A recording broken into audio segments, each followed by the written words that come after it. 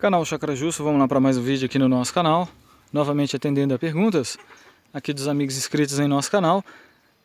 Pessoal me perguntando aí o que é a ronqueira nas galinhas, o que causa ronqueira, né? Porque muitas das vezes aí a gente tem as galinhas e do nada, no outro dia, pela manhã, você vai lá tratar das suas aves e você verifica aí que elas estão com a ronqueira, você percebe aí na respiração das suas aves que está fazendo um barulho muito alto.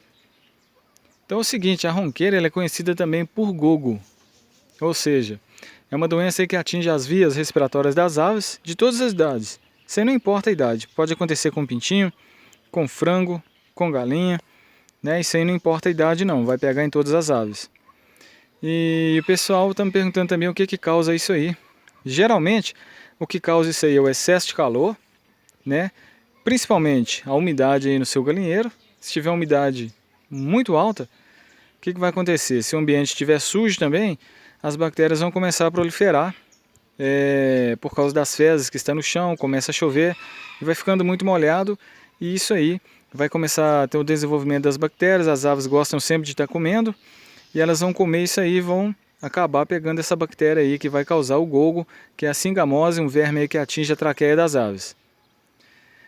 Lembrando também que é uma doença altamente contagiosa, você deve separar suas aves aí quando você estiver fazendo tratamento. Não deve deixar junto com as outras porque vai passar de uma para outra e quando você menos esperar, todas as suas galinhas aí vão estar com esse problema de ronqueira aí. Então, sempre que detectar logo no início, já separa e faz o tratamento aí separadamente, deixa em quarentena e depois você pode colocar junto novamente quando ela estiver 100% curada. Geralmente a gente trata isso aí com aquele medicamento Sanagogo. Ele é muito bom aí para estar curando esse problema aí, matando esse verme que fica na traqueia. Ele é de pingar na traqueia, não adianta colocar para a galinha beber, tem que pingar dentro do orifício da traqueia para entrar lá e matar esse verme que é a singamose. Geralmente a gente pinga aí em torno de 4 a 5 gotas. Então tá aí mais um vídeo aqui no canal Chácara Justo. Se você gostou, deixe seu like aí, se inscreva no canal. Ativa o sininho para você receber os próximos vídeos, compartilhe também nas redes sociais. Em breve tem mais novidade para você no canal Chácara Justo. Um abraço e até o próximo vídeo.